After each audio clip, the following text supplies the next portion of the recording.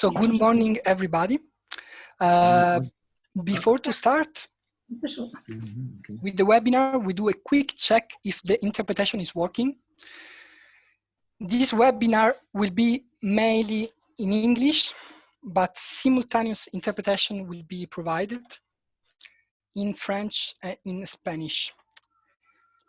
To have the interpretation setting, you can see on the screen how you can get connected.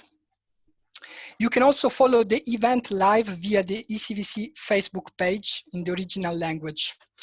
You can see the link in the screen too. So welcome everybody. This webinar is called Food Sovereignty and the Farm to Fork Strategy, building a fairer and more just agricultural model in the European Union. And this event is hosted by the European Coordination Via Campesina. My name is Ivan Mamana. I work with ECVC, which is the acronym of European Coordination Via Campesina. And let me start introducing ECVC. The European Coordination Via Campesina is a European confederation which currently gathers 31 national and regional farmers, farm workers, and rural organizations based in different European countries, EU member states and non-EU member states. Its main objective is the defense of farmers and field workers' rights at European level, and to advocate for food and agricultural policy based on legitimacy, fairness, solidarity, and sustainability, instead of food system based merely on profit. In few words, ECVC is working for public policy based on what we call the right to food sovereignty. ECVC is also the regional member of La Via Campesina International, the largest international peasant movement, representing more than 200 million peasants around the world. But why did we organize this event?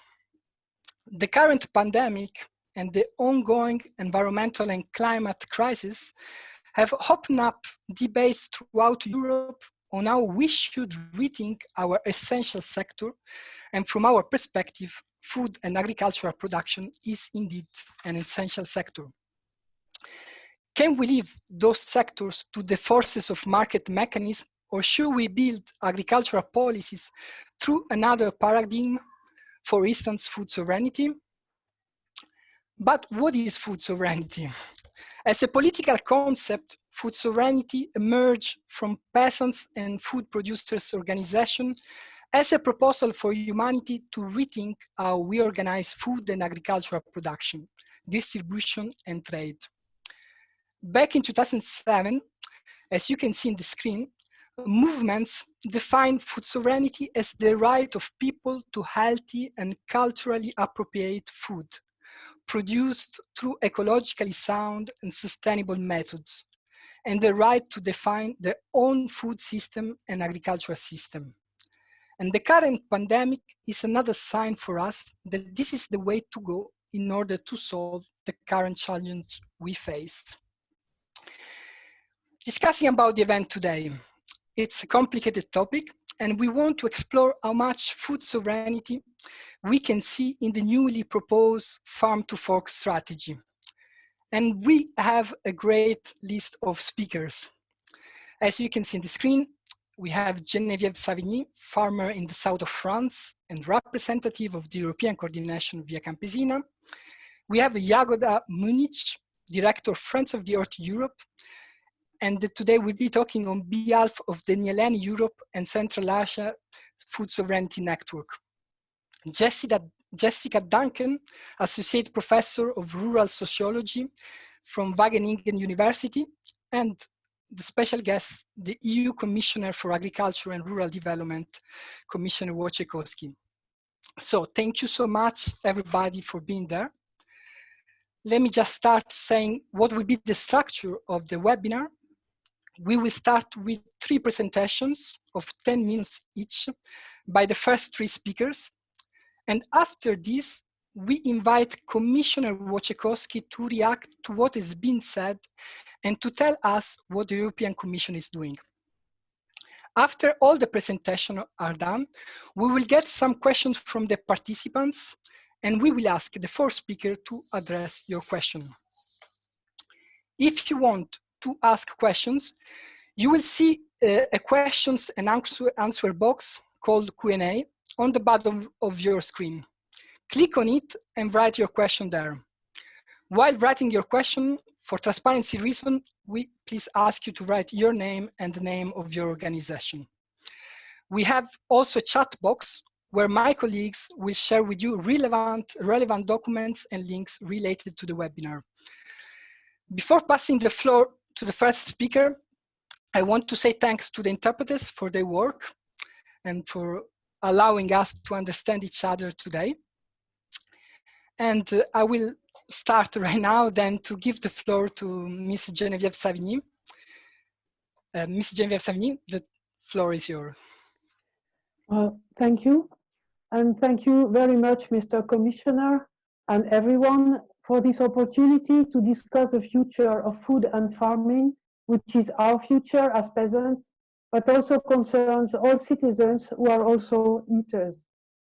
As representatives of small and medium farmers engaged in the sustainable development of peasant agroecology, we are very happy to see the proposal of the European Commission in the Green Deal, which aims at carbon neutrality in Europe by 2050, and the Farm to Fork strategy for sustainable food systems.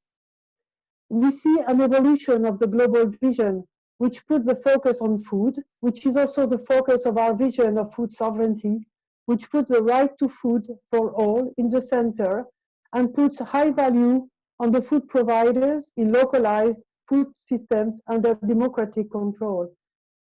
The Farm to Fork strategy presents strong objectives to reduce pesticides, fertilizers, and antimicrobial use in Europe, and to increase organic farmers to 25% in the area.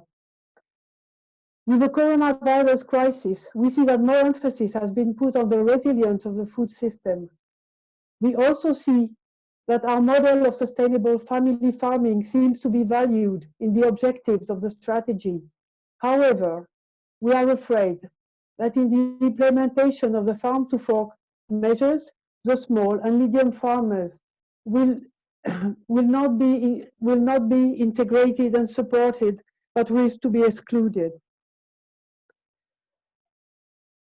So, furthermore, we would like to point out that whether we will have opportunities to carry out a process of change and adaptation of the objectives and measures involved in the Farm to Fork, and whether the set of policies that the EU has, including the CAP, are really sufficient. So, we will see in this discussion how to implement this vision in the different policies involved, and especially the common agricultural policy. So what is needed to develop peasant agroecology? Agroecology represents a paradigm shift for agriculture in order to combat climate change, rebuild living ecosystem, and protect water, soil, and all the resources that agricultural production depends on. It is a global vision on food and farming, which aims at reconcile with nature and natural cycles, carbon, nitrogen, water, as well as it integrates farm, food and farming in the local communities. When we look at how agriculture developed over the past 50, 60 years, we see what needs to be done at farming level. Basically, we need less specialization of farms with more integration of crops and animal production, and more diverse crops in rotations. We need less intensification of animal productions and less dependency on imported foodstuff, especially soybean, which causes the destruction of the rainforest in the Americas. We want more production of pulses and legume protein for the crops for protein autonomy. We also need drastically to increase the production of local fruits and vegetables. Some measures can bring important systemic changes, but to engage in the transition of the whole agriculture sector, we see three main elements. We need to have a clear vision of the future of farming in Europe. Policies need to ensure a stable and fair income to all farmers.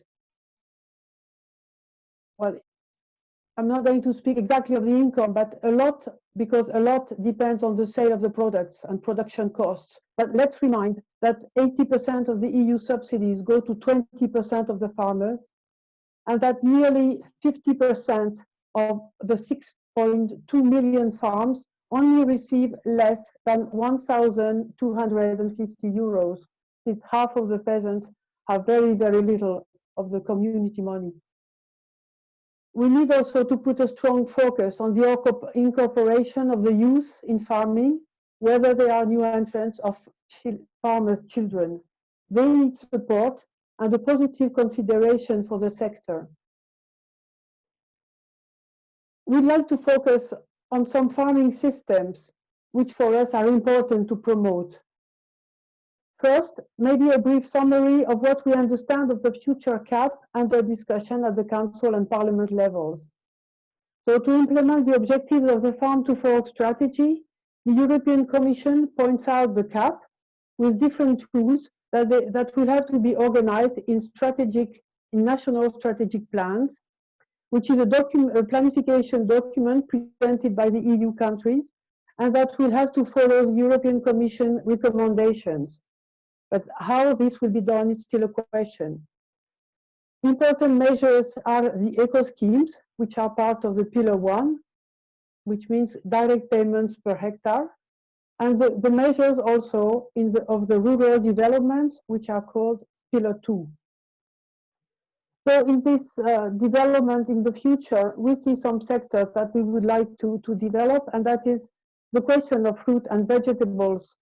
The fruit and vegetable production is developed at the moment on small farms by young people, but when they start their business on small areas, they get very little European money, and it's very difficult. The first years are difficult, and so they will need some support, maybe to have a better support in the first years, to have a better income and start farming and sell products to the consumers that are, many of them, very willing to have this kind of fresh products. There is a big concern with the dairy sector, dairy production. It is a sector which is very dependent on the downstream sector, and when there is overproduction, or when there is under consumption, or when the trade is difficult because of different reasons like the coronavirus crisis, then there are big crises, and the prices drop drastically and creates crisis in the sector. So this is where market measures are needed and have to be developed so that these sectors, which represent millions of farms in Europe, can be preserved and also produce a fresh, good cheese products to consumers, and are not and so that they don't disappear in the crisis. We are also concerned with pastoralists, with pastoral production of animals, whether they are sheep, beef, or different animals that are raised on rough grazing on marginal land, and for which the CAP is not always fitted for purpose because there are problems with definition of the areas. There are many other sectors that we could discuss on, but those are the three ones we wanted to point out today. I don't want to be too long in the description of what worries our farmers, but it is important to raise some major concerns on some aspects of the strategy that can be contained in the CAP or in other policies. And it could contradict the farm to fork strategy or the transverse objective to leave no one behind, which is an objective of the European Union. So I will list those concerns. The major one is trade. Increasing export is still considered by many, including in the European Commission, as a goal by itself, when feeding European people with local production should be the focus.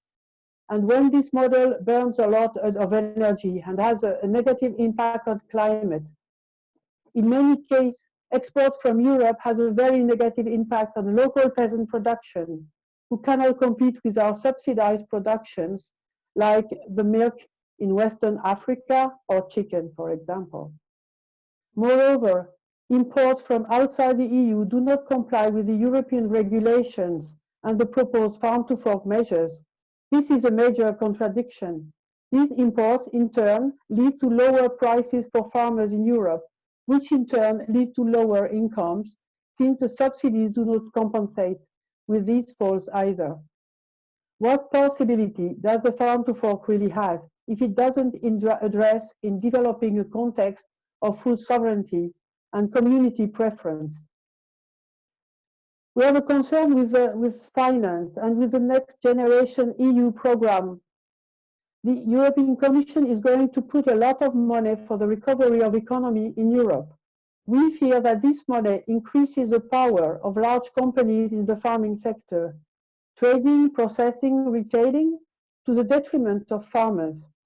We see now dairy factories threatening producers to lower the prices. How can we ensure to support farmers and small businesses in general? We have a concern with land. Beyond the problem of land degradation, we have a concern with land concentration and artificialization, which is a big issue, and it prevents young people from settling farms. Can the European Commission tackle this issue? We have a concern with digitalization. In many ways, the development of digitalization seems to be a goal by itself. We see it as a possible tool, but it's a dangerous tool where there is a high risk to further lose autonomy, to lose the control on our data, and at farm level, more debts and less income. How can we ensure that digitalization serves farmers and consumers and doesn't create more problems than solutions? And lastly, I want to speak about our concern on democracy. Food sovereignty is the right of people to decide on their food and how it is produced. It is very much about democracy in food systems. Although it is mentioned as a wish of the Commission, we can see no mechanism to organize a broad participation of all stakeholders, from the smallest farmers to the more precarious consumer. And we could build for this on many experiences at local or national level. I will stop now, and we are very, very willing to engage in the discussion. And so we are really very happy of this discussion again. Thank you. Thank you so much, Geneviève. Thank you for staying within the 10 minutes.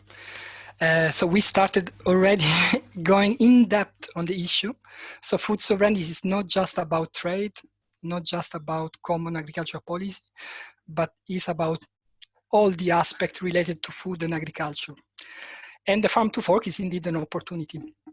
So I remind you, you have the question and answer box where you can write down your questions if you have any specific question to Geneviève. I will now give the floor to Jagoda Munich. Jagoda, the floor is yours. Maybe you can start introducing a bit Nileni.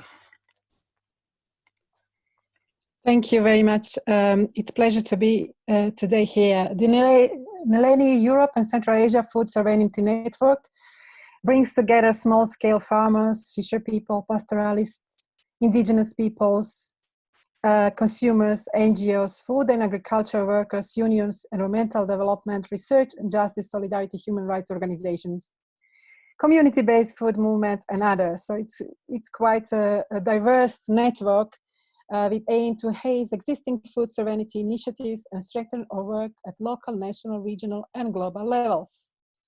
And the landmark International Nileni 2007 Forum for Food Sovereignty in Mali was the springboard of the global food sovereignty movement. So this is the platform that I have pleasure and honor to talk today on behalf of at this event. Before I start, I just want to say that I'm glad that we talk about farm to fork strategy in this very unique time of pandemics. And indeed, there is more and more research that shows that epidemics and diseases have been shown to be related to the destruction of natural forests and other land use change, increase in factory farming, packing livestock close together, illegal trade in wild animals, and in invasive species that carry microbes in the new habitats. So this is really important context we are operating in now. And in a way, we have created the conditions for viruses to spread. So we must consider how we have relationship in nature and restore our ecosystems and biodiversity and factory farms and create more resilient localized models of production to avoid future pandemics and to live in harmony with the natural world. So agriculture and food production are important to address biodiversity loss and the health issues in the same time. So this is the context in which we operate. And coming back to farm and farm strategy, we're welcoming the farm to fork strategy, of course. It's the first attempt of the European Commission to present a legislative framework that will set objectives and policies to tackle problems across the food and farming system from production to consumption. So this is very welcome. The third Serenity movement has been calling for interconnected actions and taking a food system approach since decades. So we welcome that. On the other hand, the strategy as the whole European Green Deal is not ambitious enough to transform our food system to truly fair, healthy, and environmentally friendly one and remain embedded in an outdated framework. And we believe it needs to move beyond the green economic growth paradigm, but in the same time recognize it's a good starting point. I would like to stress that farm to fork strategy also fails to recognize that there is various food systems and production models in Europe, and the issues such as pesticide and antimicrobial use, excess fertilization, biodiversity loss, labor exploitation, and unhealthy diet promotion are essentially linked to industrial food system. The lack of recognition restricts the ability of farm to fork strategy to adequately support small-scale producers and peasant agriculture. We are also concerned that farm to fork strategy presents at places techno-fixes as a way to improve sustainability along the food supply chain instead of tackling the root causes of the problems behind. For example, precision farming and the digital transformation of farms, gene editing and genomic technique, innovative feed additives, EU carbon farming initiative, etc. On contrary, we need to radical shift towards a policy framework based on the realization of the right to food and nutrition, food sovereignty, and peasant agroecology. We also want to stress that the new GMOs cannot be a part of sustainable food system, and any attempt of the regulation would compromise any attempt built on the systems. We are also happy to see the Commission present reduction targets for the use of pesticides, synthetic fertilizers, antibiotics, which is a great first step recognizing the action needed to reduce and phase out their use. However, the language around that remains vague. For example, reduce overall use sales of antimicrobials, overall use of risk of a chemical pesticide. Furthermore, the strategy does not question neither trade policies nor free trade agreements, and incoherence between trade, agriculture, and food, environmental and social policies is not connected. In our view, the strategy will only be, once again, a cover-up and marketing of the real policy promoted by the European Commission. So we have to tackle trade policies and free trade agreements. We want to also include social conditionality and respect for human rights, including Declaration of the Rights of Peasants in all free trade agreements and in the CAP. The CAP and other policies should facilitate local agricultural markets and support alternative supply chains. We are particularly concerned to read the Commission sees the CAP reform proposal as compatible with the Green Deal and the Farm to Fork strategy. We see the CAP is incapable of delivering fair income for producer, keeping the smallest farmer in business and delivering at the same time their environmental objectives. CAP needs radical reform to do so, and we see it is a missed opportunity that the strategy did not give the needed direction for this. We hope, however, that Commission will make sure that there are concrete targets are set and fulfilled by member states. In the strategy, there is recognition of the importance of traditionally and locally adopted seeds varieties in building sustainable, healthy food system. But on the other hand, it fails to recognize its fundamental role played by peasants in managing agriculture biodiversity. Then I want to stress that the lack of the target of the reduction of the stocks of animals on industrial farms, despite recognition that the animal farming contributes to 10.3% of greenhouse gases emissions in Europe, is very concerning. We would like to see the European Commission take concrete measures to move away from the Intensify industrialized animal farming and promote sustainable, extensive livestock, a pasteurized system, linkage to vibrant territories and relocalized food chains. In general, the farm to fork strategy remains rather silent on mobile pastoralism and extensive livestock system. In this regard, agroecology contributes to achieve multiple goals, and it sees animals as a key component of the circular production system of the farm.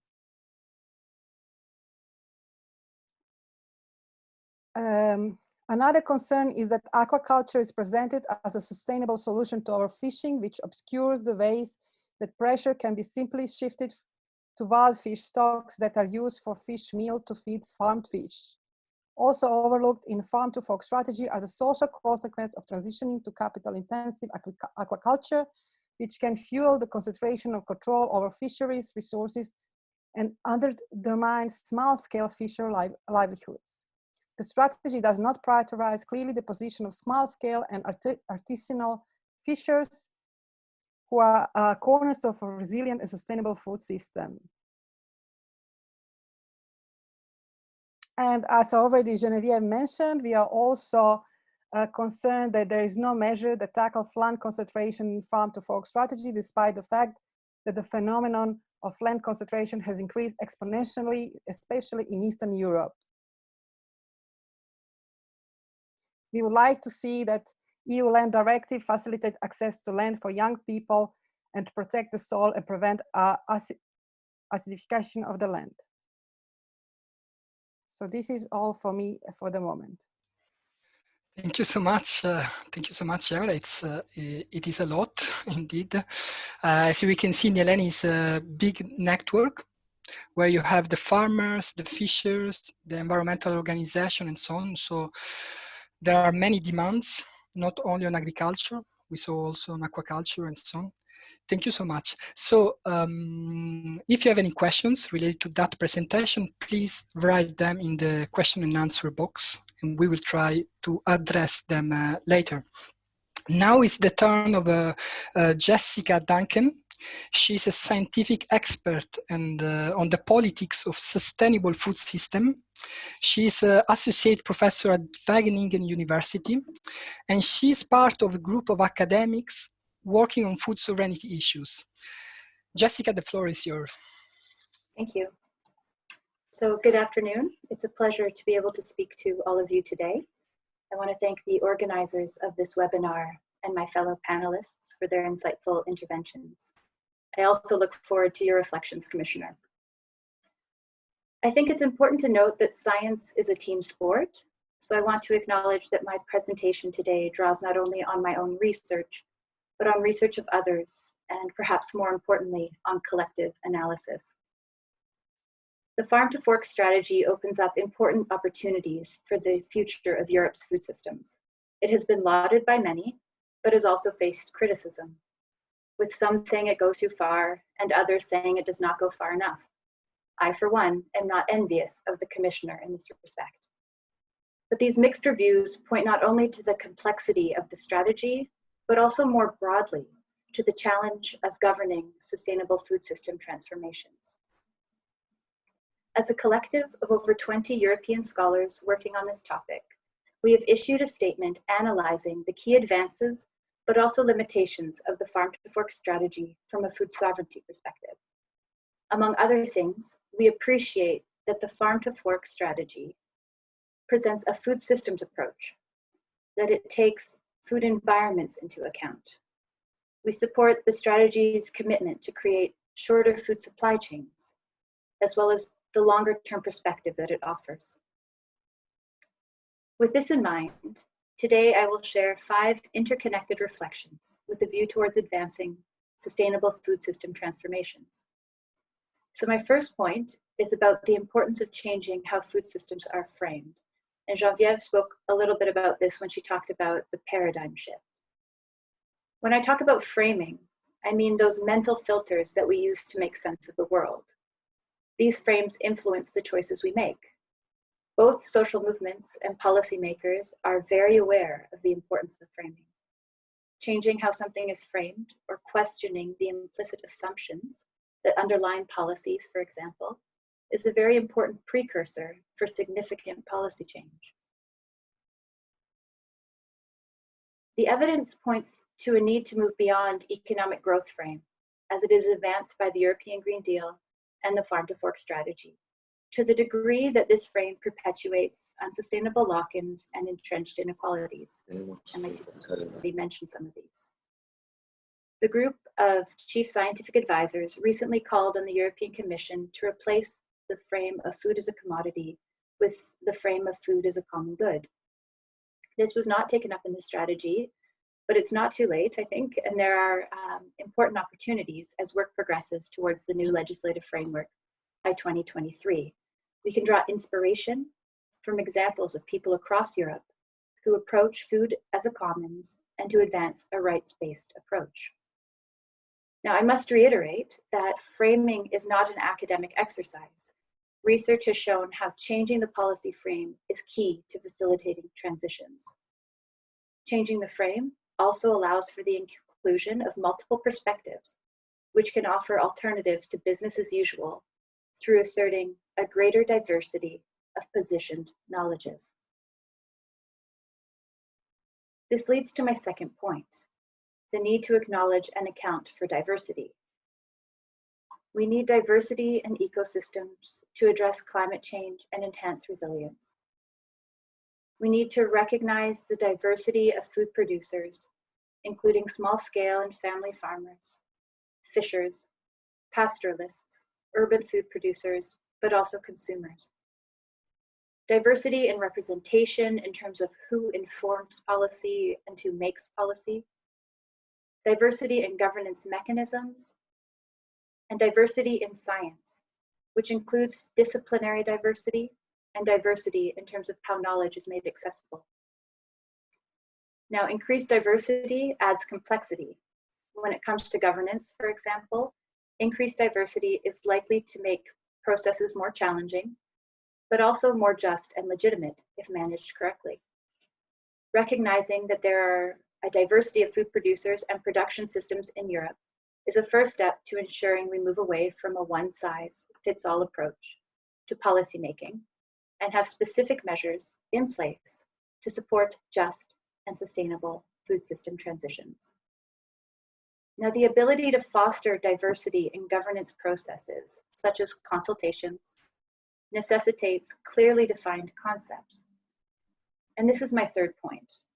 Poorly defined concepts or buzzwords risk becoming what some have called fuzzwords. And by this, I mean a shared language that can obscure opposing viewpoints, meanings, and implications. While the primary objective of the strategy are welcome, they need to be more clearly defined and parameters need to be drawn. For example, agroecology is mentioned in the strategy, but remains undefined. Similarly, I mentioned the commons before. This is a prime example of a fuzzword with competing interpretations. It is thus less important that we agree on how a concept is defined, and more important that we all understand what is meant when a specific concept is put forward, if we are to avoid confusion and if we want to close the door on the co-option of these concepts, and especially if we want to avoid a replication of the same systems that we are now trying to transition away from. Research and innovation have a key role to play in these transitions, and this is my fourth point.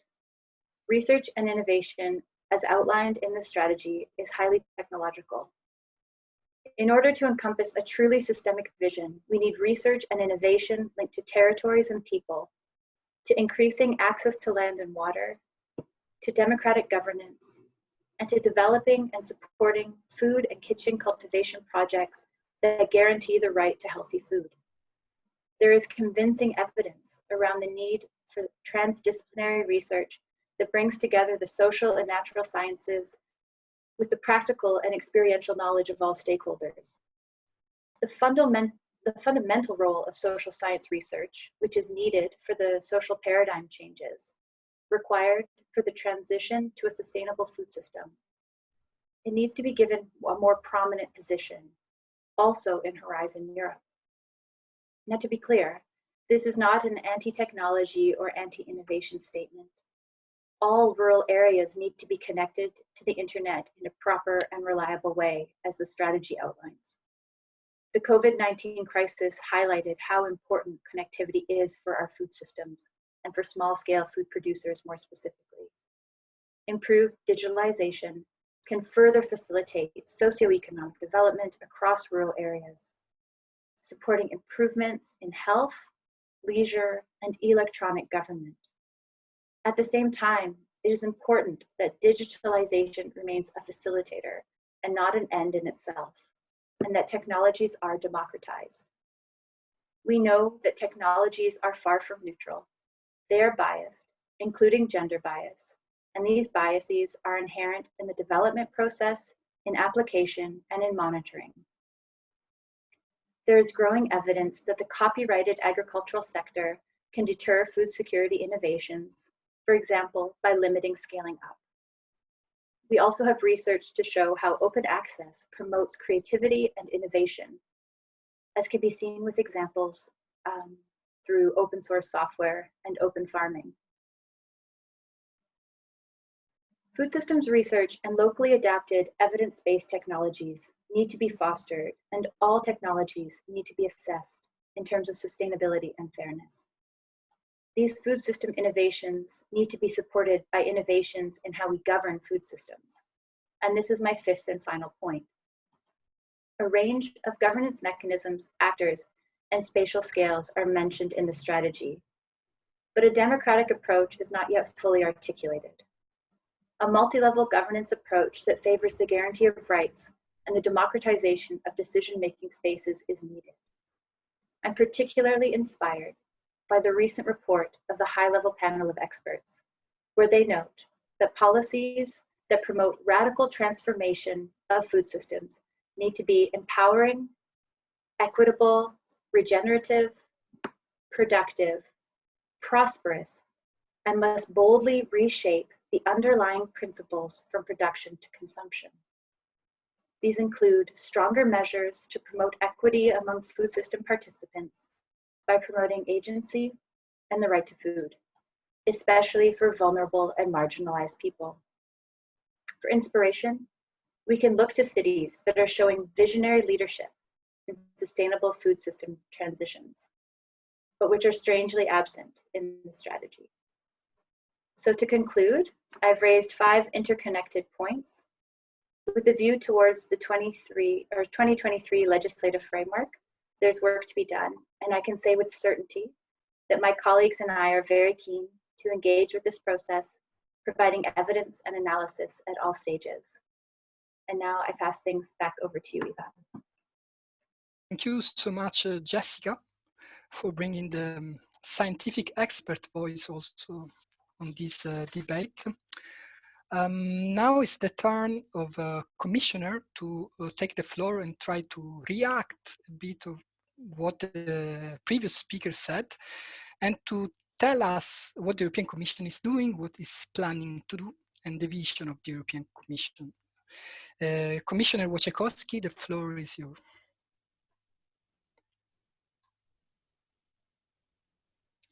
And you need to switch on your mic because your mic is off. There is a button.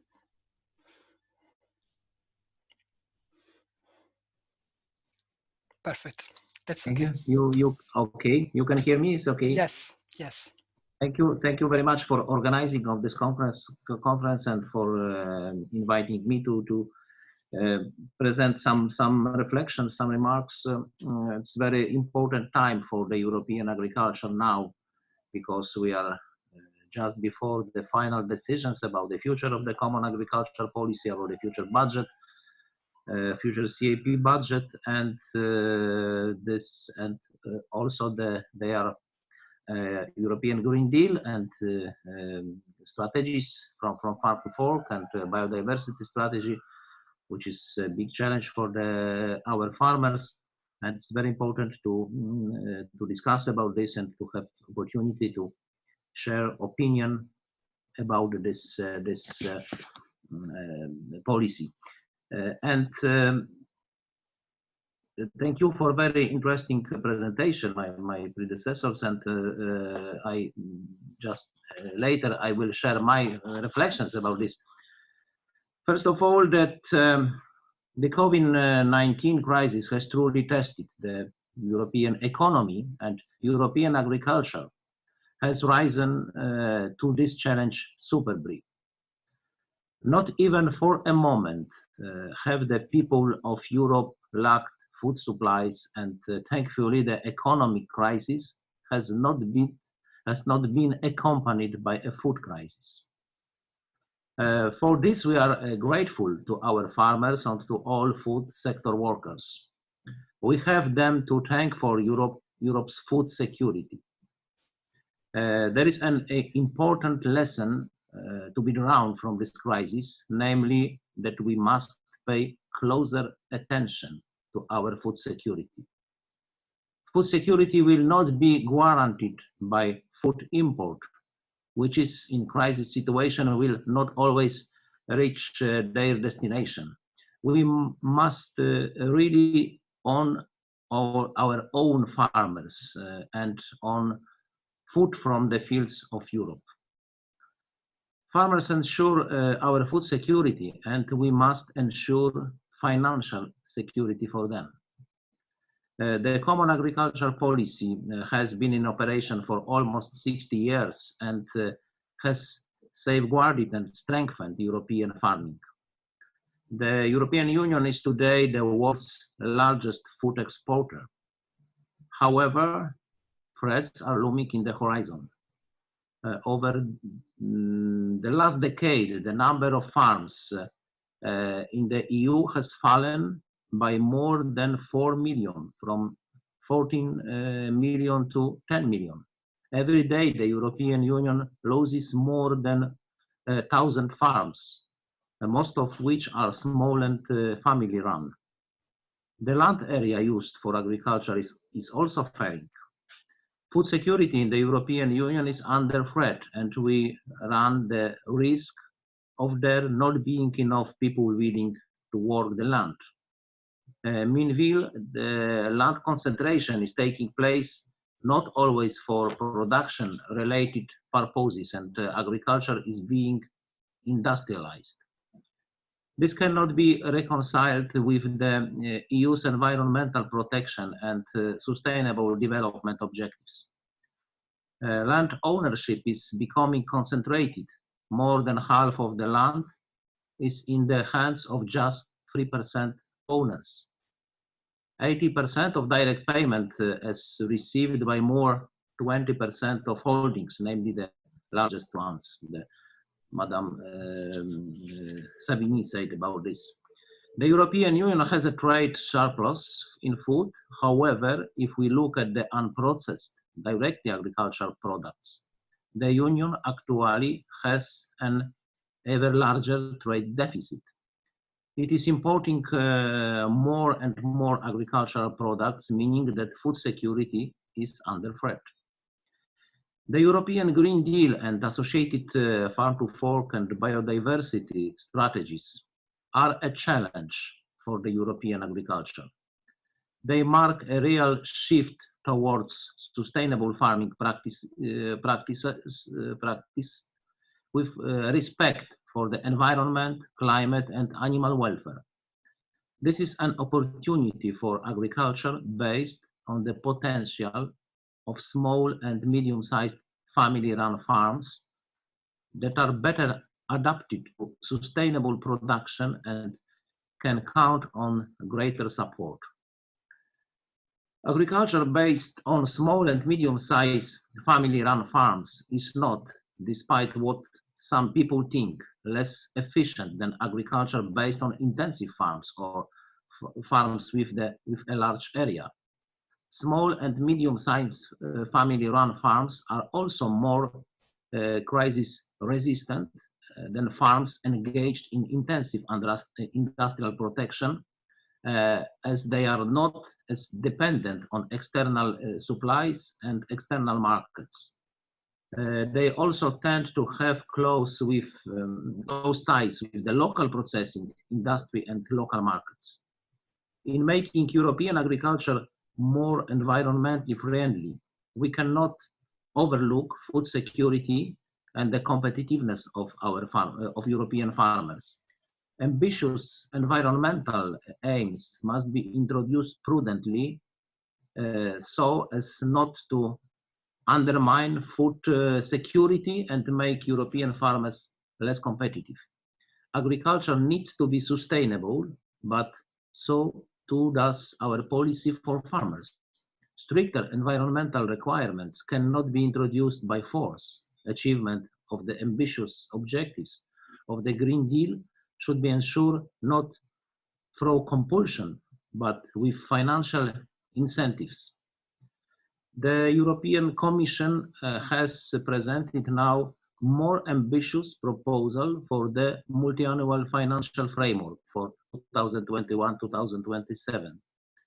Under this proposal, the budget of the Common Agricultural Policy is to be increased by 26.5 billion, with farmers in the EU 27 countries to receive almost 400 billion over the next 7 years.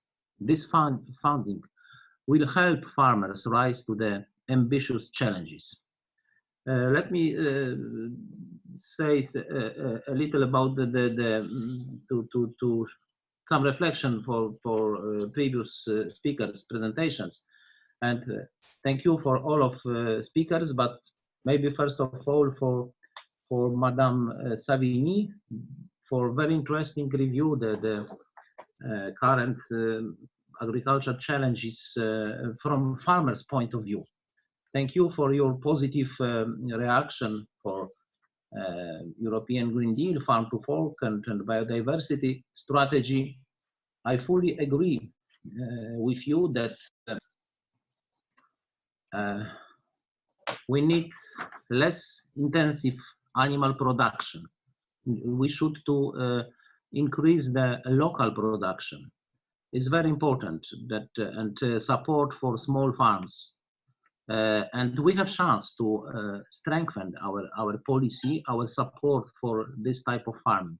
Small farms, less intensive farms, using their own resources, on feed, on animals,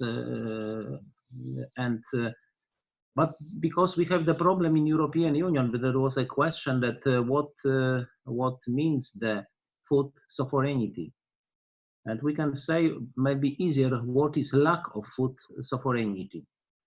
And I can give the example, the some sectors which are very much dependent from outside supplies, outside markets. We have the sectors in which, for example, intensive livestock sectors, in which it's necessary to transport animals hundreds or thousands of kilometers across Europe for further fattening. And we transport the feed for these farms from ocean, from America, and the workers for this farm from outside of Europe. And the market, we are looking for them in China, for example. And this is not, it should be not the future of the European agriculture. This is not good direction to be, to achieve the food security, to build our food security in the base of such a form of agriculture. Fortunately, the European Green Deal Farm to Fork strategy, biodiversity strategy, this is big chance for small and medium-sized farms and sustainable chance for the sustainable agriculture. For example, the less intensive animal production. We have the very good instrument in the second pillar, the animal welfare measure that we can support the farmers who increase the animal welfare standards over the minimum requirement, and to intensify the farmers by financial support. And I think that we are now in the good direction to change our agriculture to be more sustainable, more environmental friendly. And finally speaking, that of course I'm sure that we need that our agriculture should be more friendly for environment, for climate protection, for animal welfare, but our agriculture policy should be more friendly for our farmers. Thank you very much. Thank you so much, Mr. Commissioner. Let me say, first of all, thank you for being there. For our members, it's really important your presence. Many of the around 200 people that are now in the conference are farmers, are our members. So for them, it's really important to have this debate with you. So now let's start with collecting some questions. I would suggest, I saw already different questions on trade, so I will try to summarize. Basically, some people are saying, is the European Union going to change their trade policy, also because of the current COVID pandemic, and also because of the farm to fork? Are they going to rethink about renegotiating the trade framework at international level or not? This is a question I do directly to the Commissioner, but I would ask also the other panelists to react on this issue of trade. Also because some of the person that wrote the question say food sovereignty, it's a lot about trade. It's a component of it. So I will go now first to Madame Savigny and then to the rest. Thank you. So I hope you can see me because I'm not on the screen anymore, so I don't know exactly if everything is going well. But of course, trade is a very important issue because it's been since the WTO started, and I mean for over 20 years, trade has dominated the discussion on agriculture. Although it doesn't represent the majority of what we produce and sell, but a lot of what we've been doing in agriculture has been organized around this idea that we need to sell abroad, to export for the profitability of farming, to be competitive on the global market. And it has created a lot of problems, both at our level, the level of European farmers, because some are not fitted for this competition, and it means low prices on local markets and a lot of the disappearance of a lot of producers of fruits, vegetables, for instance. But also we know that it has created also problems to peasants all over the world. And we are very concerned that our colleagues, I don't know, in India, in Africa, or wherever on the world, are attacked by our exports. So this is also this vision for us, that we want the situation to be fair to everyone. Competition is not good for farming. Farming is for food production. If we want to have food production everywhere around the world, the closest to the consumers, then we cannot compete on unfair ground. So we have this is also why we want to develop this vision that food is not a commodity like the others. People have the right to choose how the food is going to be produced and to buy it locally. And this is why also the competition rules are very, very important at global level, and that trade must be fair for everybody and for every farmer. That you cannot compete with people who have big machinery when you are a small farmer just working by hand, just as we cannot compete with big farms, I don't know, in Australia, who have hundreds of hectares and who have no workers. And so this is also why we think the rules for trade should be reviewed, and we should organize trade at global level in a more fair way for everybody, not just in Europe, everywhere. Thank you, Genevieve. I would suggest to go directly to the commissioner, and then we move to Jagoda and to Jessica. Okay. Thank you very much. I have no the picture. I don't know. Okay. We can see you. We can you can see you. Okay. Yes. Okay, because I have no the screen. Okay. Thank you for this question about the trade policy and the trade agreements. That generally I hope that the farm to fork strategy, first of all, farm to fork strategy, and this is the policy to reduce the distance from the farm to fork, and to make our agriculture less dependent from the trade. Of course, there is no idea to be against the trade, to be against the export of food. Of course, there are some sectors in our agriculture which are dependent very much from the outside markets. They need to the export, like the beef producers in Ireland, the wine producers in many countries, oil producers also, that the export is very important for these sectors.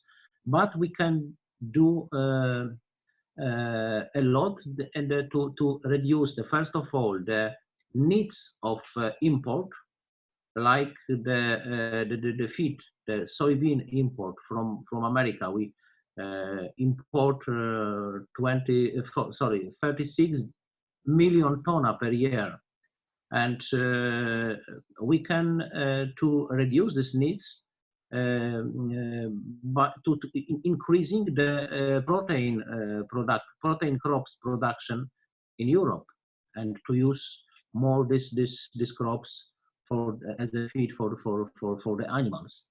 And also the local market, like it was said by the previous speakers, and the connection between the farmers and local market, it's very important. We have the high quality food in European Union, produced in the highest standards in the world.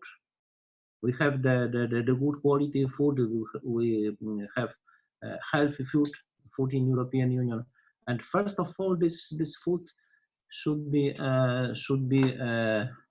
addressed to the European consumers. This is very important, and the farm to fork strategy is this direction. A stronger connection between farmers and local food processing industry, local markets, and this is very important to reduce dependence our agriculture from the outside markets, outside supplies, and outside trade generally. About the renegotiation, European Union is the food netto exporter, and generally the trade agreements are profitable for the European agriculture generally, but of course there are some sectors affected by the consequences of some negotiations, and we should monitor the situation, the practical consequences of this trade agreements, and I agree that we need to protect better some sensitive sectors in our agriculture, especially affected by the trade agreements, and the very important issue is to require the same standards, the same production standards from importers, the standards which are required from our farmers. It should be equal competition. This is very important. And farm to fork strategy, biodiversity strategy, is obliged us to promote in the trade agreements the high European standards, the high environmental, climate, animal welfare standards, and to require the standards from our trade partners. I think that this is also the important value of the farm to fork and biodiversity strategies, that the promotion of the European values in the trade agreements. Thank you. Thank you so much. So there are really many questions on trade. Some of them are mentioning the negotiation in between the European Union and United States, which I think touch one of the tricky issue, which is the genetic modified organism issue and the animal feed issue. So maybe Ms. Munich, you could jump on that. Thank you. Indeed, when you look at the priorities of Commission, the Green Deal and the Farm to Fork strategies in the first priority, but then other priorities should also be aligned with it. So trade agreements and trade policies cannot work in contradiction with Green Deal implementation. That's something that should be prerequisite. But based on what Commissioner said, and we have to more than promote European standards, high standards in production, but we have to ensure that there is equal, let's say, play field for production, also for the imported food, and that also includes, as we heard, fairness, but also I would like to stress this environmental conditionalities, because if you ship feed or even food from another part of the world to Europe, and you flood the market with cheap imports, but then the environmental consequence of the imports in global south are losing the rainforest, or having a very big application of pesticides or GMOs that has very high health impact, plus environmental damage from the shipping across the half of the world. This is not considered in this final price of that product. So we should really make sure that we shorten these supply chains, which will also make more stable the production in Europe, and it will make sure that local production has its place on the market. Another, I think we are now talking about global trade and competition with other countries and how we can actually level the fields.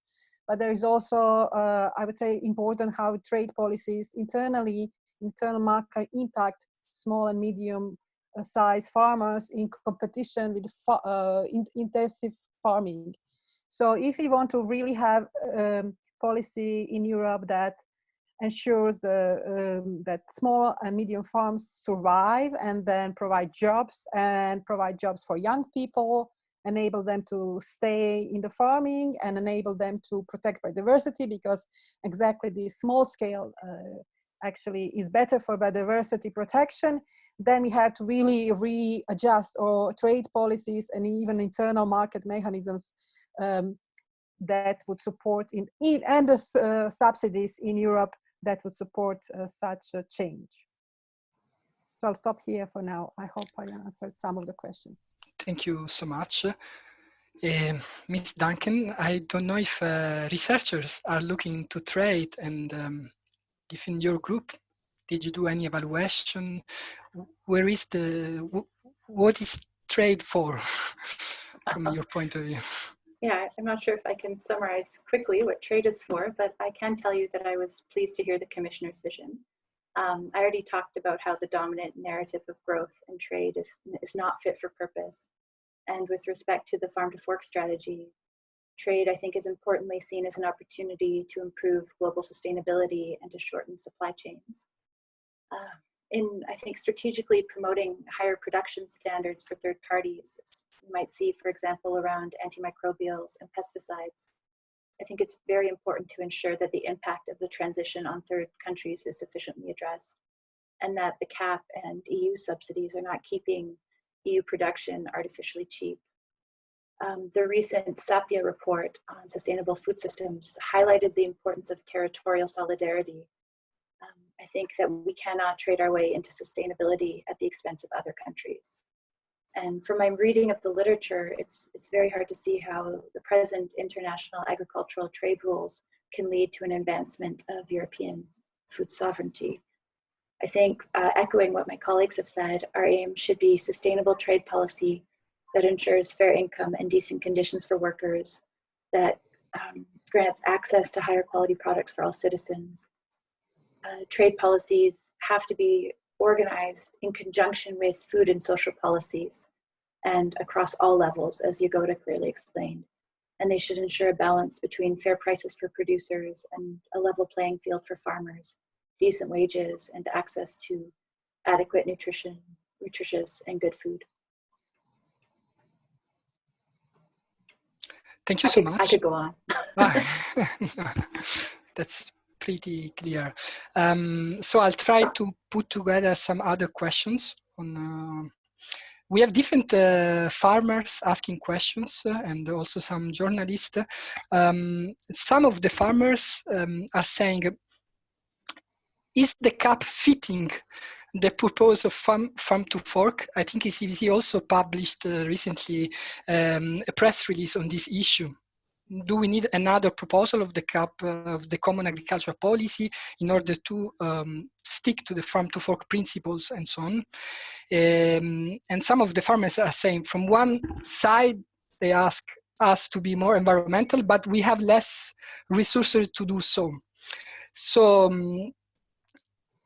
I think I would ask all the speakers to react on the CAP. Do we see the CAP as an opportunity? What are the limits, for example, in terms of resources, in terms of how the CAP measures are designed and so on? What is missing? Because some of the questions are talking about market regulation mechanism within the CAP in order to get fairer prices. And also there are some questions about how can we manage to give high quality food also to low income people. So let's take it as a macro question, the role of the CAP. And if you can address all these aspects, this time I suggest to start with Jagoda Munich. Well, that's a hard question. For the CAP, I would really like to see that it's redesigned in a way that supports small and medium scale farmers much more than big industrial production, because I believe that big industrial production doesn't need so much support in itself. So that will already kind of level some of inequalities that we have. We also believe that it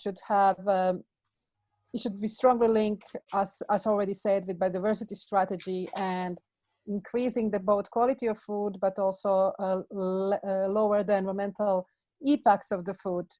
And in terms of how much money there is, well, that's maybe answer to that question I will leave for Commissioner, because there is huge debate still how much money there is in CAP and how much contribution there is going to be from member states, to my knowledge. So I would like to see the member states also contributing to shifting to more sustainable food and farming systems on the national level.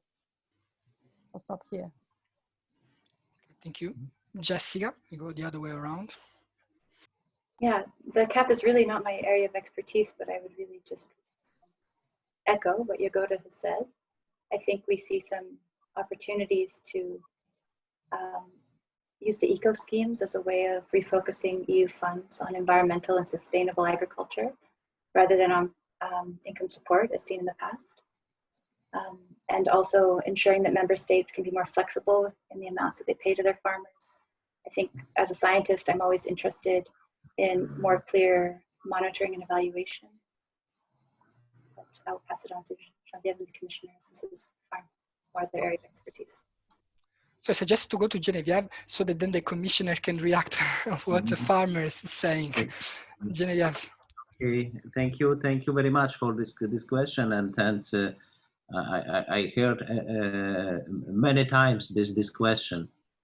We have the more challenges, the more obligations, more tasks because the European Green Deal, and the more environmental and climate requirements, and less money in the budget proposed 2 years ago by the European Commission, because the budget proposed 2 years ago was reduced compared to the previous budget. But fortunately, that 27th of May, the Commission proposed the better proposal for the CAP budget. As I said before, this is the 26.5 billion more, especially for the second pillar, for the rural development funds. And now we have the initial proposal was 365 billion euro for EU 27 member states, and now we have 391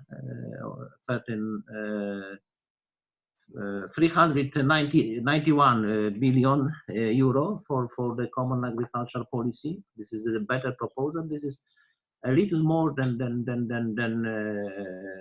current financial period for the EU 27 member states.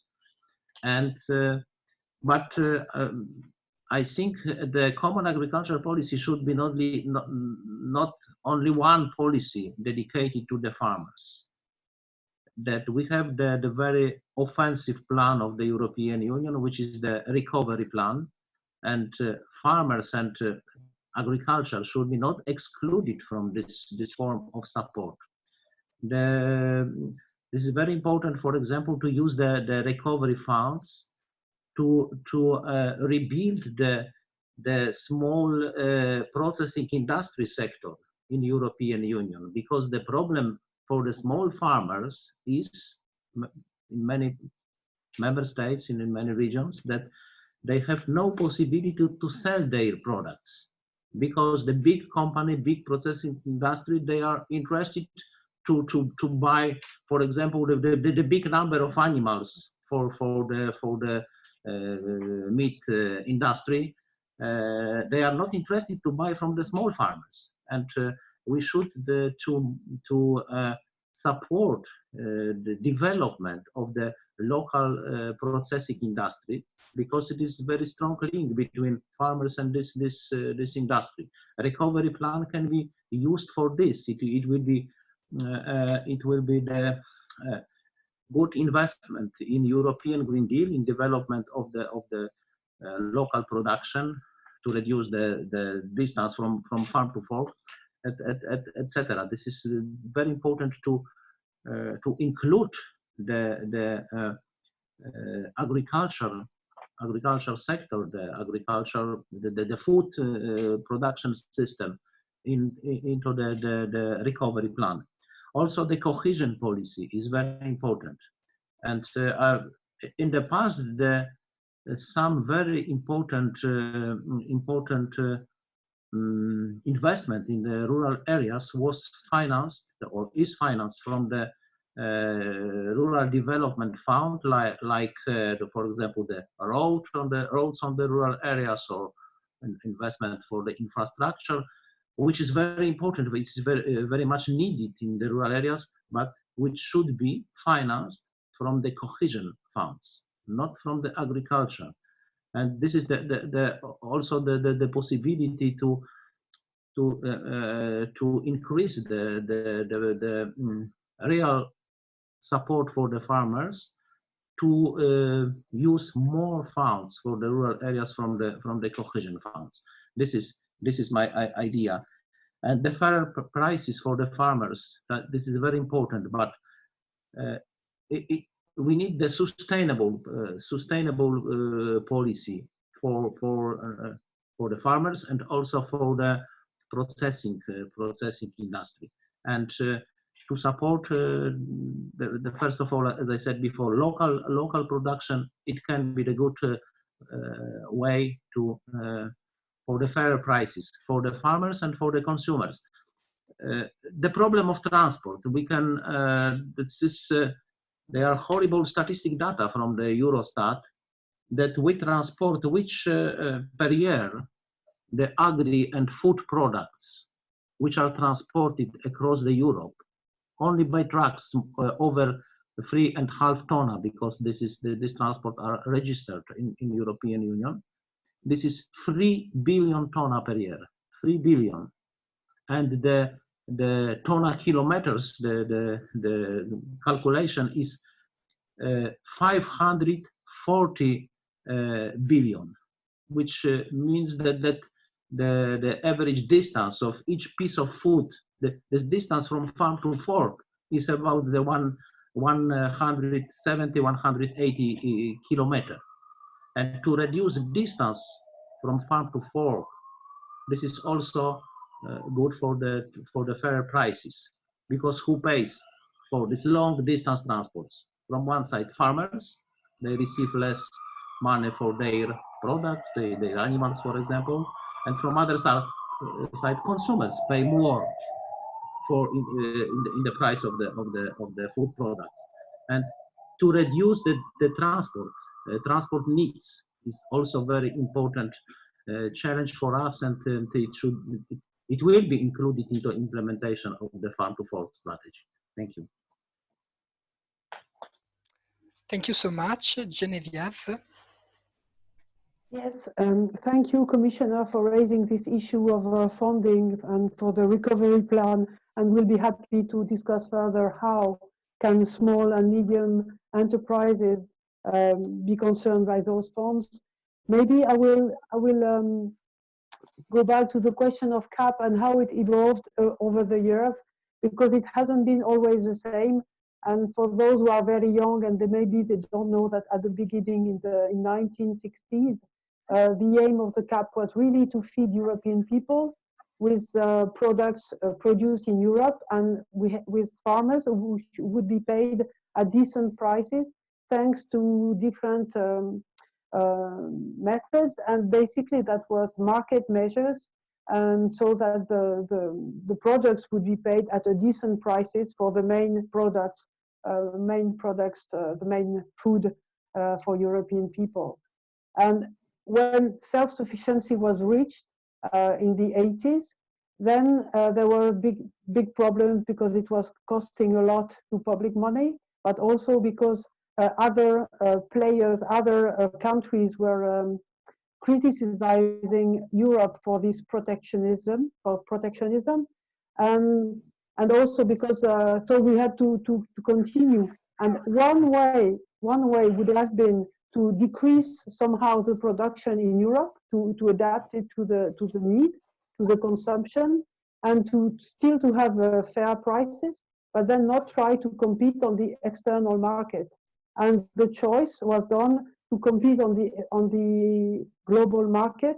So that the idea was to lower the prices and go on the global markets with prices that would be about the same, whether you were in Europe or in America or wherever. And that was really what it was really the results of the decision of the WTO in 1995, the creation of WTO, and the CAP that was just published a little before, the CAP of 1992, where the prices were lowered very much, and the European Union created those direct payments for farmers because they were going to lose so much money with the prices getting down and down and down to the global market. So it is something to remember that this was the choice of the 90s, of the 80s, 90s, to go on the global market and for this to lower the prices and to open the borders somehow, with of course some measures of protection for some products. But it was this choice that is provoking the situation that we have now. And so maybe now we can change the things because we see that we have other issues and we have environment, which is a huge problem, and climate change, and also the availability of cheap energy, which is now over, which is almost over. So we have to think that agriculture is really a great opportunity to create energy from the sun, from the atmosphere, from CO2, and you create energy out of nature. So now this is also how we are going to shape the future based on this evaluation of the situation that things can't go on as it was before. And the situation of small, medium farmers is central because we are so many.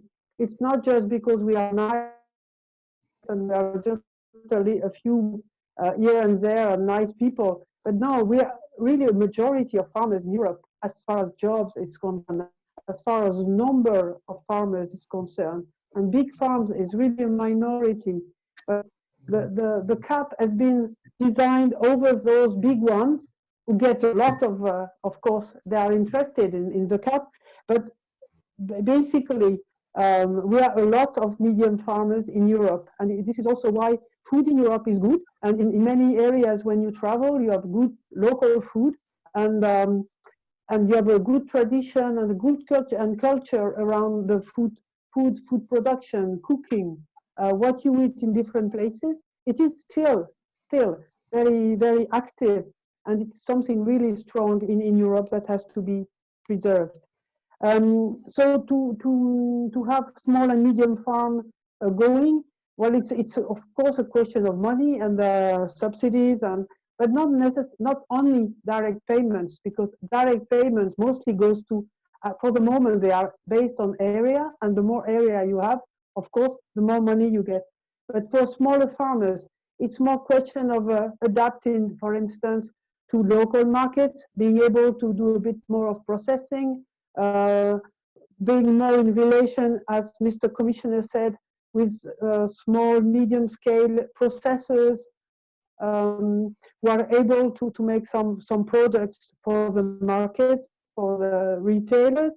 And so it's also being able to buy some equipment, collective equipment, to transform the food so that it gets added value and can be sold in more local markets.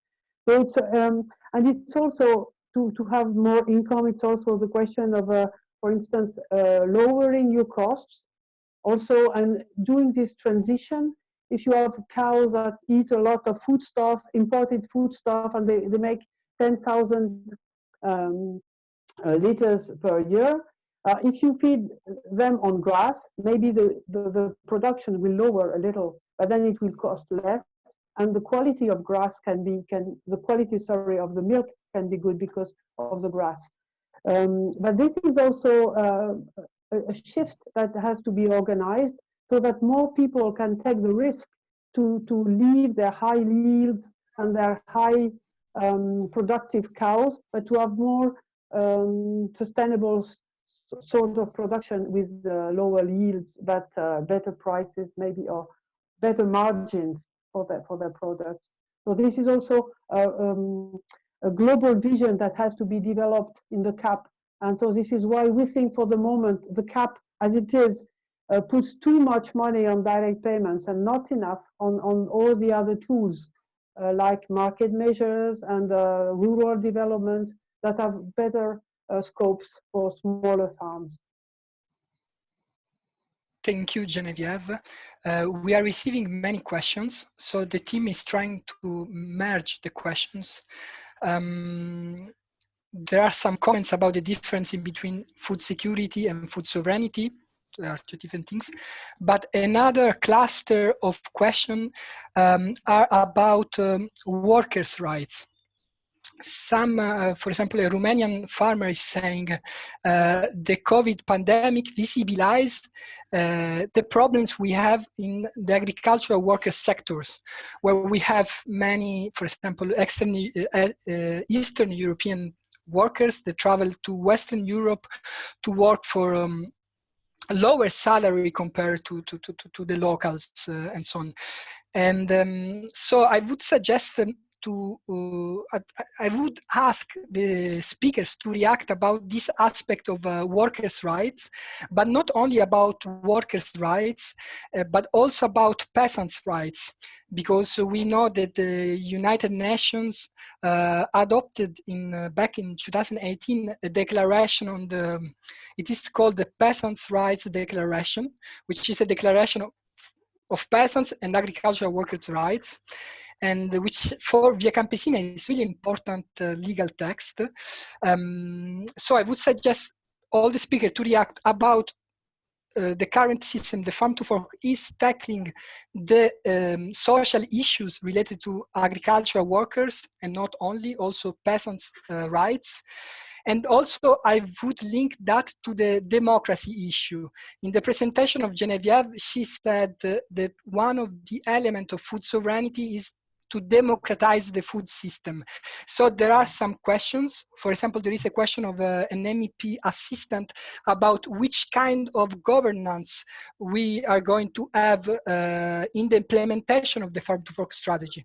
There will be a kind of a civil dialogue mechanism or not. So I would like you to react on this aspect, workers and peasants' rights and democracy of the European food system within the discussion of the Farm to Fork.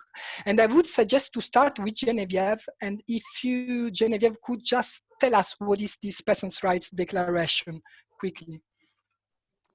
Yes, in 2 words, the Peasants' Rights Declaration, it's a declaration which has been discussed at the Human Rights Council in Geneva, and which has been adopted in 2018, that is 2 years ago, by member states at the United Nations plenary.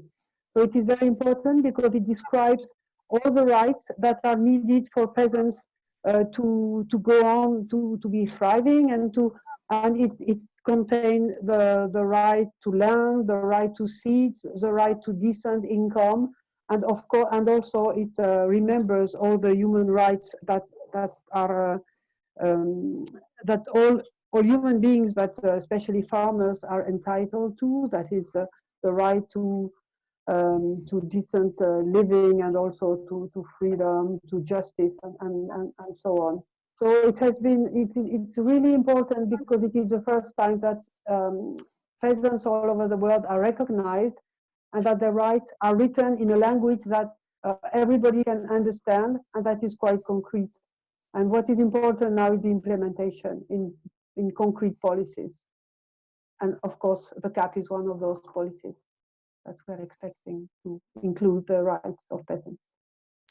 And Genevieve, if you can tell, the Farm to Fork strategy does foreseen the implementation of peasants' rights. What is your ECVC position on that?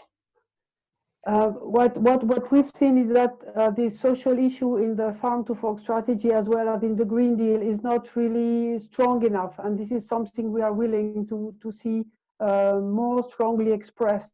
That it's a policy for every farmer, for every citizen in Europe, the access of food for all citizens from the production of all peasants.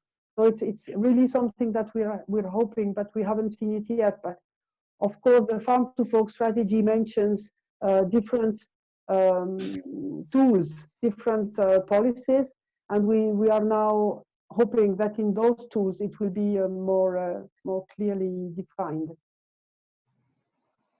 Okay, I would suggest to go directly to Commissioner. So on the question of agricultural workers and also on the question of the governance, democratic governance around the farm to fork. Okay, thank you for this question. That's the workers, the treatment of workers, the workers' rights is very important issue in agricultural sector. And a few days ago, I had a meeting with the president of the European Organization of the farming workers in European Union. It's very interesting exchange of view, and I fully understand that and I agree that this social issues should be included into the first of all into national strategic plans. Maybe in our strategies, the general European Green Deal, it's not so much paid for this question, but of course that social rights they are very important part of the European policy. This is the European value, and my intention is to be sensitive for this question, and that lack of respect for the rights of the workers in agriculture should be then, for example, the reason and to stop the EU subsidies. That of course we need to pay attention for this question, maybe more attention than before. The problem of seasonal workers is a very sensitive problem in some sectors of the European agriculture during this crisis, the pandemic crisis. One of the most important problems was the problems of the stop on the border and movement of the seasonal workers, which was very it was the problem for some sectors like fruit and vegetables producers, like asparagus producers, for example, but the European Commission issues special guidelines, special recommendations for member states to treat the seasonal workers in agriculture as a crucial workers, and there was improved the movement across the border of these workers. But there is maybe another issue is maybe to make the European agriculture less dependent from the outside workers. This is the problem of, for example, agrodiversity. We have the high specialized farms which needs in the short time during the harvest, for example, to have a lot of workers, seasonal workers. But maybe, of course, this is not the offer for all types of farms or sectors, but we should to support the agrodiversity, different types of production to make European agriculture more resilient, because the high specialization in the agriculture is creating sometimes the problems that the very high specialized farm is less resilient generally because the natural disasters, because of the sometimes the economic crisis on the one sector. This is the tragedy for the farmers, specialized farmers, and sometimes the political crisis like Russian embargo or US tariffs the last time. And we should support agrodiversity to strengthen the resilience of our European agriculture, supporting the diversification of production, and also to reduce the need of the outside workers. That according to the statistic data, only 4% of the European farms needs the more than 50% workforce is from the outside workers, not by from the family of farmers. But less needs of the outside workers is more resilience for our agriculture. But of course, all workers should be treated in accordance with the European standards, European values. We should the payment should be fair for the seasonal workers. This is very important to improve the standards and to pay attention for this question. Thank you. Okay, thank you so much. It touched on important issues that agricultural prices are international prices, and sometimes they are not based on the cost of production. And these tend to externalize the cost of the production on the exploitation of agricultural workers, on the environment, and so on. So I suggest Jessica and then Jagoda, and then we will do the last cluster of questions and we will close. Great, thank you. I think that the farm to fork strategy clearly suggests that the COVID pandemic has created awareness around the importance of agri-food workers in a way that we haven't seen before. And I think, as we've talked about already, it's particularly highlighted the precariousness of seasonal and undeclared workers who are often unable to make a living wage and subjected to highly exploitative working conditions. I want to reinforce the comment of the commissioners around agrodiversity and the implications for labor, also with implications for resilience and for people. To try and bring together these different aspects of your question, Ivan, I think we need to look at labor across the food system, not just on the farm. When we do that, we see unacceptable conditions across the whole chain. I think also going beyond the economic discourse of labor shortages, it's really important that the process of transitioning to a sustainable food system foregrounds workers' rights and workers' social protection in accordance with key principles enshrined, for example, in the European Pillar for Social Rights, and also in the UN Declaration on the Rights of Peasants and Other People Working in Rural Areas. Affordability and access to healthy food cannot be underpinned by ongoing squeezes on wages and on exploitative working conditions. We need supportive policies that reverse current incentive structures favoring concentrated global supply chains, labor-intensive forms of sustainable farming that can be mutually beneficial for farmers, farm workers, as well as the broader communities that they inhabit. I agree that social dimensions need to be strengthened in the Green Deal and the Farm to Fork to make this happen, and this really ties in very nicely with the question of governance.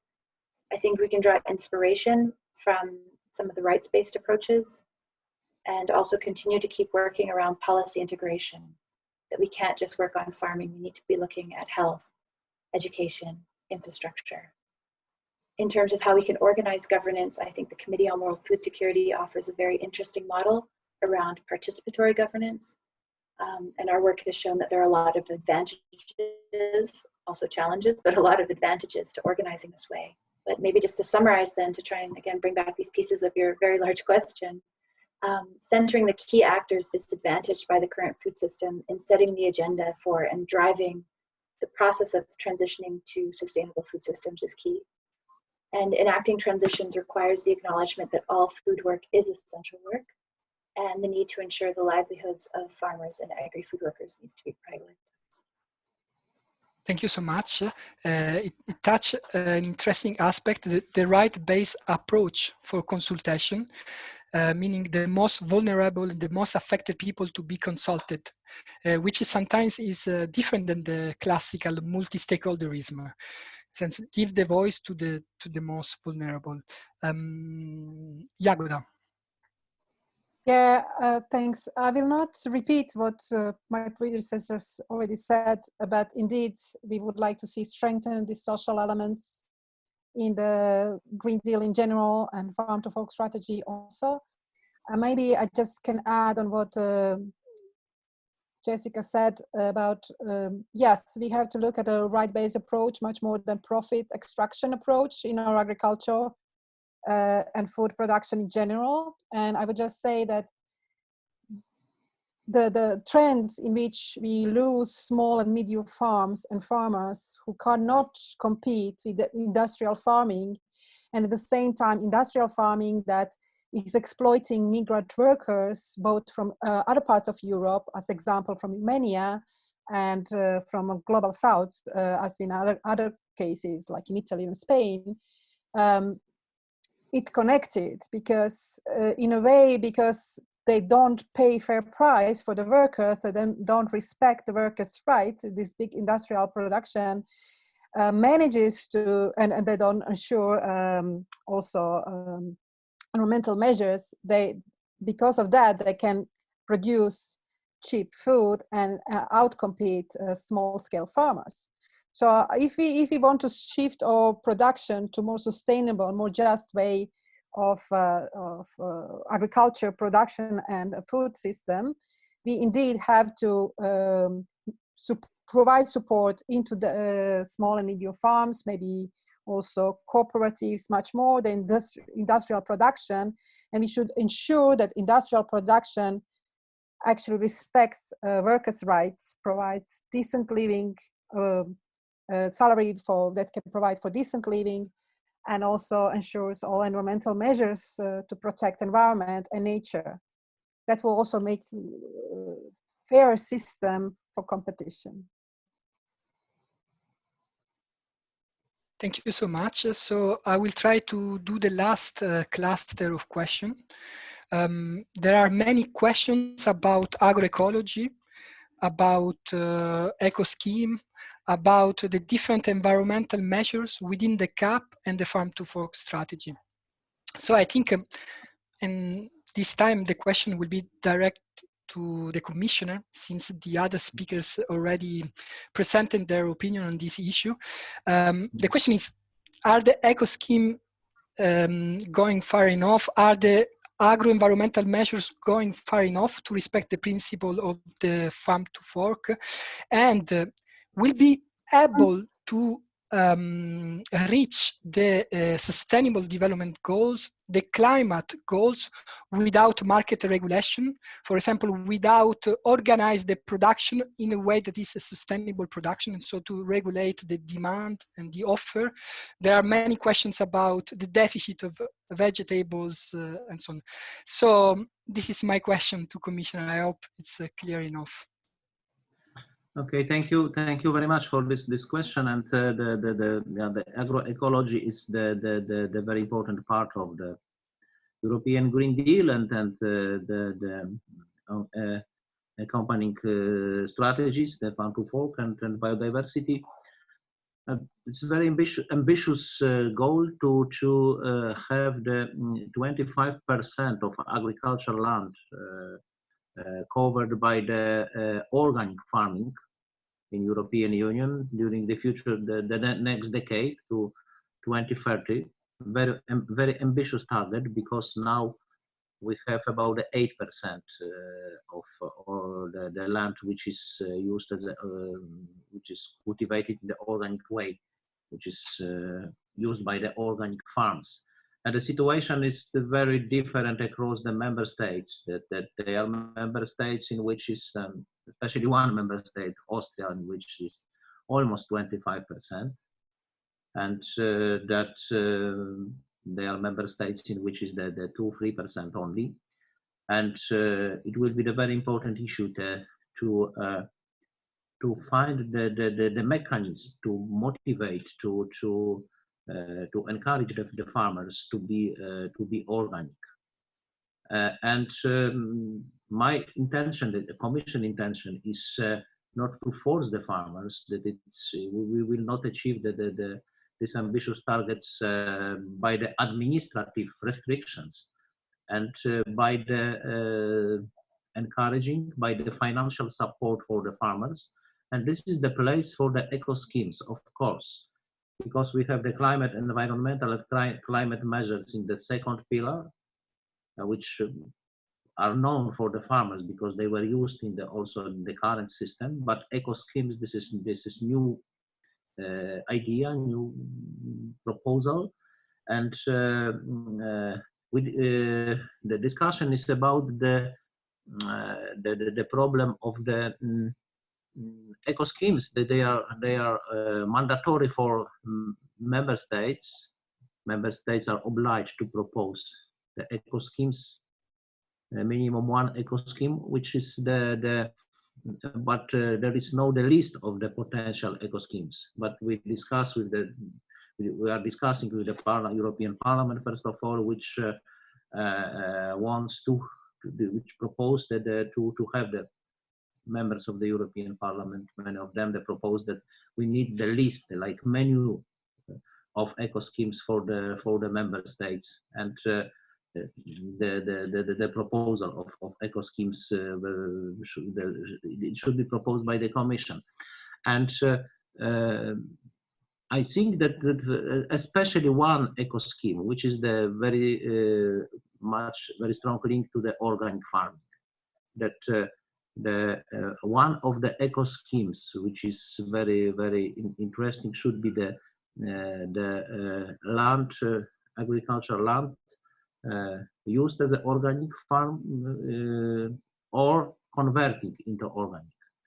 And this is very important to support this type of this organic farming. And we are discussing also to strengthen the agricultural policy by the additional funds dedicated to the eco schemes, especially to the eco schemes. I don't know. This is the idea we are discussing about this.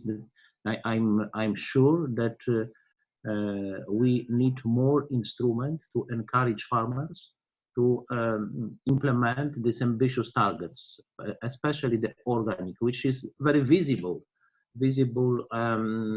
results of our Green Deal policy in the farming. The percentage of the scale of the organic farming would be very visible sign of success or lack of success, our Green Deal policy in agriculture. But yes, of course, we should use all instruments, the environmental measures in the second pillar. We have fortunately the adequate budget. We think that after these changes of the initial proposal, increasing the budget in the second pillar, but we need also to strengthen the first pillar and to have to increase our possibility to encourage farmers to the eco schemes, and especially to the organic farming, which is the very important target for the Green Deal. And this is my answer for this question. Thank you very much. Thank you. Just to say that one of our Portuguese members is saying, will the eco scheme look to the model of production or just to a small aspect? In the sense that, for example, for agroecology, one of the aspects is diversification of the production and so on. And in the past, we had some measures in the CAP that were funding only one specific aspect.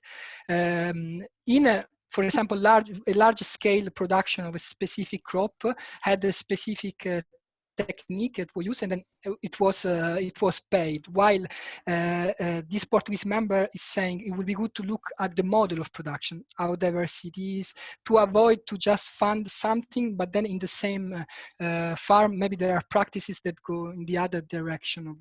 So I think eco model instead of eco scheme. I just really to close on technologies, there are many demands, many questions, and some of the questions are, is this push for technology and digitalization going to reduce the number of peasants? So to reduce the number of our members in this case, or not? And it's a question coming in different questions.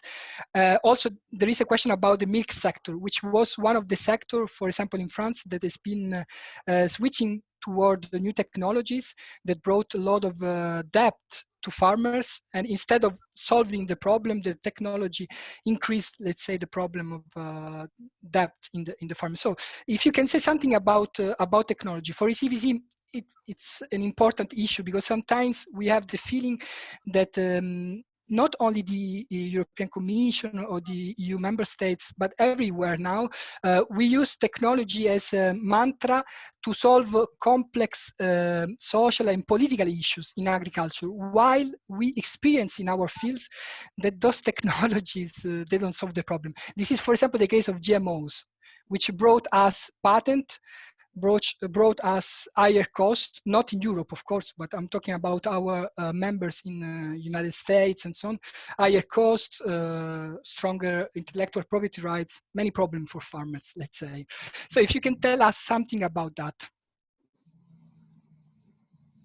So for me, question is, okay, could you hear me? Yes, quite well.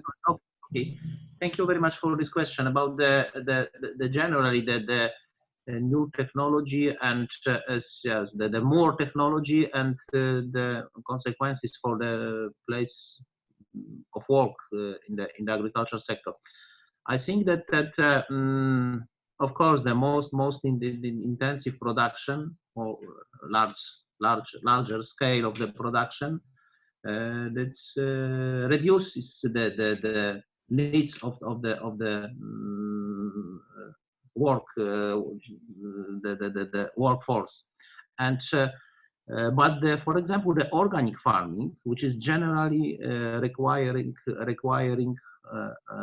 more work, it can be also the offer, because our idea is the sustainability, not only the agriculture, the sustainable development of the rural areas, and to support the agriculture which is more and more industrial, and it will be not good for the sustainable development of the rural areas, and the increasing of the organic farming. This is the good offer to maintain to avoid the depopulation of the rural areas. This is one of the reasons that it's very important the development of the organic farming, and this is the reason that we have the very ambitious target to increase this. But about the new technologies are like GMO.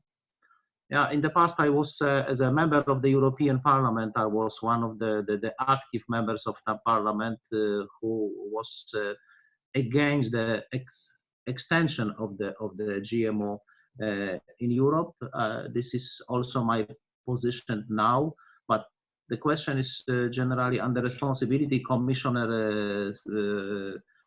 Kyriakides, my colleague Kyriakides, who is responsible for the DG Sante and public health question, and I don't want to say in her name, but everything should be based on the scientific evidence. All our decision about the GMO, about the new technologies, should be based on the scientific evidence, and we should be careful that first of all, the European Union, the European agriculture should win in the global competition, not in the quantity of the production, but in the quality of the production. The chance for the European agriculture, especially for the farms, for the agriculture system based on the small and medium-sized farms, the chance in the global competition is to produce healthy food, high quality food, and maybe like organic food. This is the chance for the European agriculture. New technologies, of course, but we should, all decision about the introduction, the new technologies should be based on the scientific evidence. Thank you. Okay, thank you so much. ECVC will be ready to give its expertise on this, of course. So I suggest I will ask each speaker to give just a few sentences of closing remarks. And I will start with Jessica Duncan. Yeah, sure, thank you. Well, again, thank you to my fellow panelists and the Commissioner, and to you, Ivan and ECVC. I think that we've already really highlighted the opportunities that the farm to fork strategy opens for pushing forward the kind of sustainable food systems that we envision and that we all work for. The sentence that keeps coming back in my head is one from Einstein, which is that we can't solve the problems with the same thinking that got us there. And so I think this is a nice way of trying to trigger a reimagination that can provoke the kinds of radical transformations that we all aspire to, and to meet the targets that have been set out for us in the Farm to Fork strategy and the Green Deal, and maybe even go past those. And I can say on behalf of the collective of scholars that I work with, we're all very excited and open to collaborating and working towards these goals. Thank you so much, Jessica. Jagoda Munich. Thank you. I just want to say that the timing is good to really redesign how we produce and consume food, how to make it the production more just that will enable livelihoods of farmers, but also decent working conditions for those who are employed in the system, and how we can make it more sustainable, because the impacts of food production systems on biodiversity are too big. We haven't mentioned today climate change, but that's also coming. So how to adjust this production to climate change, and how to maintain production in redesigning in a more sustainable way. This is really a big challenge ahead of us. And I hope that this Farm to Fork strategy, Green Deal, could be the first step in that direction, but we really have to be very ambitious, and we have to redesign our system of subsidies that's coming to farming sector. Thank you. Thank you. Commissioner, please.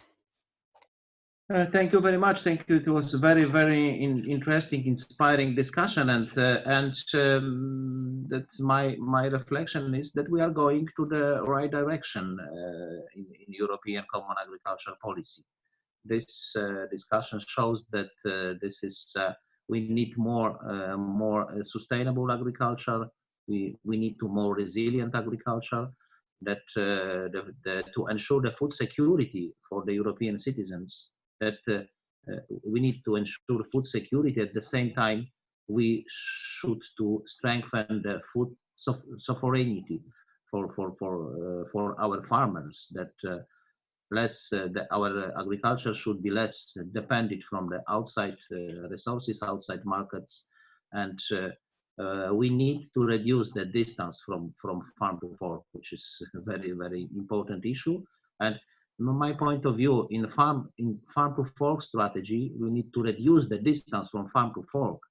And biodiversity strategy, the most important answer is more biodiversity is more agrodiversity also, and this is direction which we propose for the future common agricultural policy. And more food security for our citizens, more economic security for our farmers. Thank you. I think we do agree with that. Genevieve, a last farmer voice to close the event. Yeah, thank you. I would like to try a little conclusion, but at two very different levels.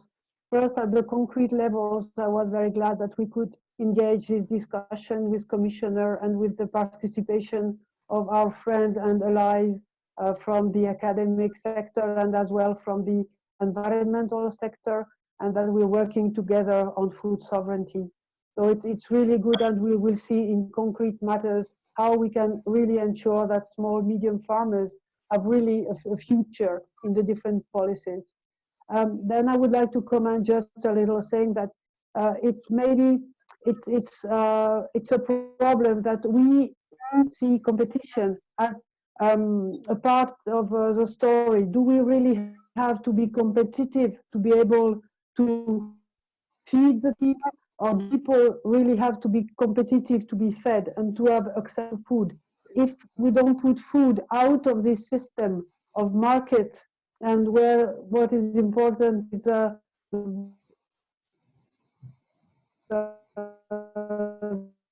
power, and then I think there will be problems in the coming years. But it's also a kind of shift that we are also trying to do at a more global level to make sure that we ensure food sovereignty, with really putting food as something different than just a commodity. Thank you so much. Let me just closing the event saying thank you to all the attendees, and a special thank you to the interpreters for their precious works. And now my colleague has just launched a poll. You can respond if you want to sign up to the ECVC and Neleni newsletter. And so in this way, we can keep you updated to our activities. The recording of this conference will be soon available online on the ECVC webpage. For any other question, you can write an email to our contact email. We really thank the Commissioner for his presence and your team and your cabinet for the collaboration. Thank you so much. I really want to thank all of you, a great panel of speakers. It was really a nice event.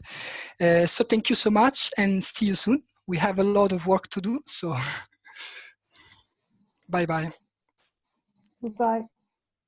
Thank you. Thank you very much. Thank you. Bye. Bye. Thank you very much.